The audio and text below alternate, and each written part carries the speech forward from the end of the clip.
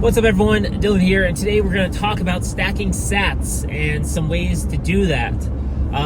So I published today a little thread on the Fold card and Fold app. So shout out to you guys over on Twitter. You follow me at I'm Dylon, at IMDYELON. I'm Dylon, right?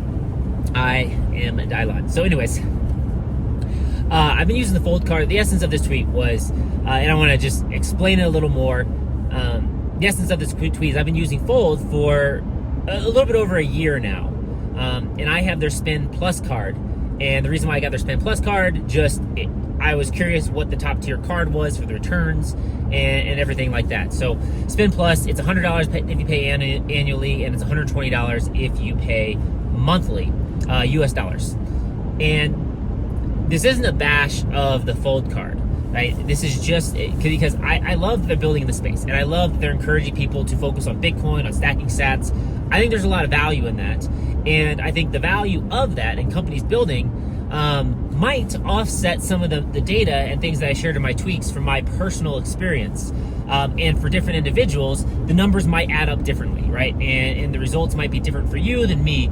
The goal here is to focus on doing the math and take the approach to maximize the amount of sats that you are stacking that is in alignment with what you want and the goals you want to accomplish. That's kind of my perspective. So we have a conversation on that. That's where I'm going to come at this from. Anyways, the quick numbers I shared was I spent $5,000 over the past year, roughly. These are all rough numbers over the past year. A year ago, Bitcoin was like $68,000. Okay, if you think about US dollars, the amount of sats you get back when Bitcoin's $68,000 is less than the number of sats you get back now. Right? So those sats that I earned in that portion of the year, right, are significantly less than the sats now at Bitcoin being at $17,000, $18,000, $19,000 at its lows, right? It's been at 19 for the past few months, right? Roughly 19, basically just around a third of the price. So you get, a third less sats at those higher levels when you're stacking there versus down now. So one thing is now is a better time to stack sats. If you believe over the long term, the price will rise and be on average greater than what it is now. Anyways, over the course of the year, I stacked about 250,000 sats. And that was just from basically using the card for miscellaneous purchases. I wasn't doing any fancy gift card buying strategy. I was just using it for normal expenses. What I recommend most people to use their credit cards and things like that for, versus going out and putting extra expenses, trying to get bonuses or rewards.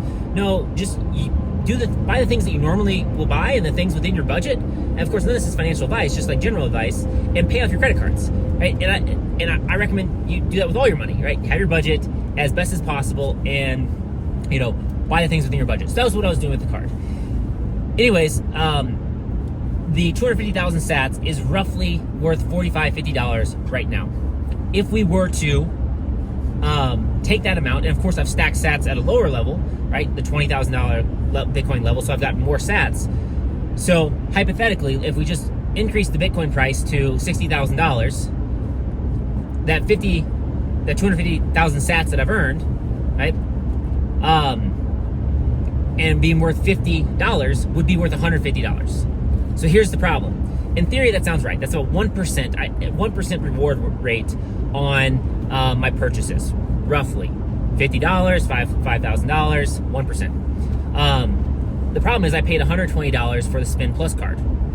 And Fold does have a free card that you can check out, and I think it's worth checking it out. But I wanted to do because I do this, right? I talk about this stuff. And so I'm okay giving money and supporting a business that's growing and doing tests and experiments so I can talk about these things with knowledge. So if you're like the person that just wants to get the best thing, so you get the Spend Plus card, you're paying $10 a month, that's $120. Even if Bitcoin was $60,000 today with 250,000 sats, that's $150. So overall, I made $30 more in Bitcoin versus $30 more in Bitcoin, right? Because 150 minus 120, $30. Because I'm paying an extra $120 a year for the card. And that's even my reward rate. The problem is I don't think that's too economically feasible for the average basic user who's just doing normal expenses. Because, look, if you just went and got a normal credit card, so I got a Capital One Venture card, not an endorsement or anything like that. It's just a card that I've gotten in the past. And I like doing this because you can get the credit card. They have a requirement. They're like, hey, obviously you have to have a certain credit score. And with these cards, you really, especially the credit card, don't spend out of your budget. Only buy things that you need within your budget that you plan on buying. Just put it on a credit card versus like anything else to hit the spending limit, but pay everything off, right? Don't be excessive, because that's how you get yourself in trouble. That's how the credit cards can offer these deals, or one way. Anyways, it was like I had to spend $3,000 within 3 to 4 months, something like that. And when I did that, I got, I think it was like 60,000 sign-up points. That's a good deal, right? That was over $400 of cash back, basically, that I got for just buying things I normally buy, right? And that was only spending $3,000 over the course of whatever, 3-4 months. Plus, I get all the rewards points back for using that card. So, and the rewards points are like in between 1 to 5%, depending on the purchases, for any of these various cards. So now we're looking at a spend of $3,000 versus my Fold card spend of $5,000. A spend of $3,000, and I basically got, let's just call it $500 free if you include and this is just rough estimate, right? The bonus, sign-up bonus, and then the cash back from the percentage of the rewards of the credit cards. That's $500 for $3,000 to spend. So what I could do is I could take that $500 and just buy Bitcoin with it. And the amount of Bitcoin that I would have, even if would be just drastically more, and the numbers are in my tweet. I'm driving, I don't have the numbers right off the top of my head. But like multiple times more sats if I would do that strategy to stack those sats than if I did anything on the Fold card. And the Fold card, like, so if your ultimate goal is to stack as many sats as possible, and you're trying to do it through some sort of credit card based way, the smart move would be to leverage the existing system, use their stuff against them, and then take that money and go buy Bitcoin with it, right? Earn in the existing system that's set up. It's pretty simple. You don't have to do anything fancy. All you gotta do is know the numbers and hit your payments for these credit cards and get the bonus, and take that bonus and go put it into Bitcoin.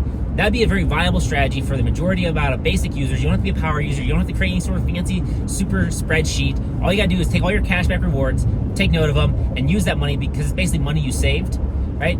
On your purchases. They're basically giving you free money.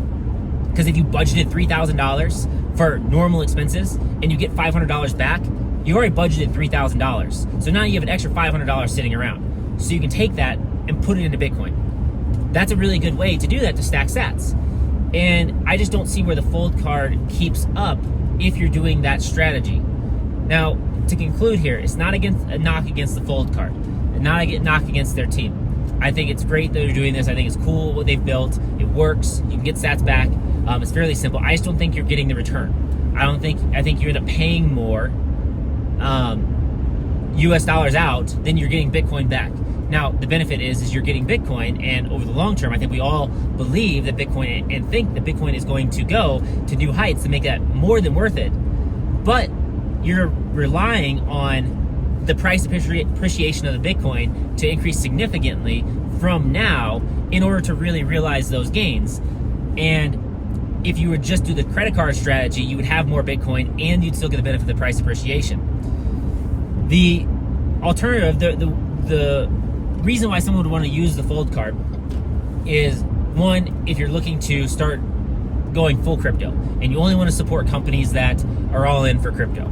And Fold card is kind of a hybrid. They do use, I think, Visa as their credit card provider, and I don't know exactly how that relationship works, but they're a company leveraging Visa and combining that with Bitcoin. So I think that's cool. And so if you're willing to basically sacrifice some of your sat stacking ability in order to support companies that are growing in the space, I think that's amazing, right? Because that's basically what you're doing. You're sacrificing sats that you could buy yourself through other strategies, and you're instead basically giving them to Fold. You're saying, Fold, I'm basically granting you, giving you my money so you can continue marketing, building, and I think that overall will be a better goal. I think that's great. I think it's totally fine. If you choose to do that and believe in that, fantastic.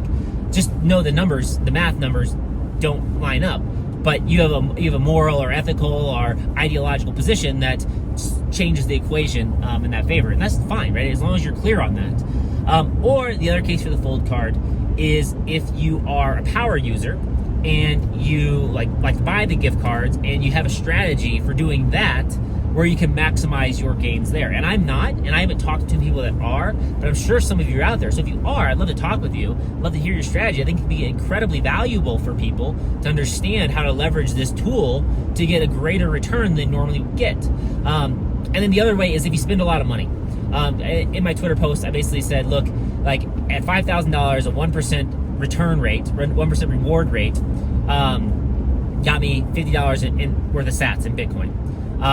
In order for me to break even, I have to spend about $6,000 at 2%. The math just works a little better that way. Or $12,000 at 1%. And then if I get 2% reward rate for spending $12,000, which is likely, it's possible because I might be spending more, better chances on the wheels, all that kind of stuff. I might have a higher reward rate. Then I'm doubling or maybe tripling or so my return on my ROI without any sort of major price appreciation. Which is fine. That's fine. I just think you could take that $12,000 and you could do the credit card strategy with multiple credit cards. Obviously, be strategic and get more money to buy sats with, to get sats with it. So, anyways, I just want to break this down, communicate this here. Team from Fold was very responsive on the Twitter post, but ultimately, I think you got to figure out what strategy works for you. Take the thing that's simple that you understand. And understand what your goal is. If it is to stack the most sats, the fold card is cool, but it might not be the best use of your resources and time for stacking the most sats. But if you want to support a company that's building in the space, right, and you believe it, and you want to stack sats along the way, it's something worth checking out. So I do recommend that you give it a look at least, see what they're doing, check them out on social media, and make the decision for yourself. Because as always, not financial advice, and do your own research. Let me know what you think about this in the comments below, and I'll catch you in the next one. Peace.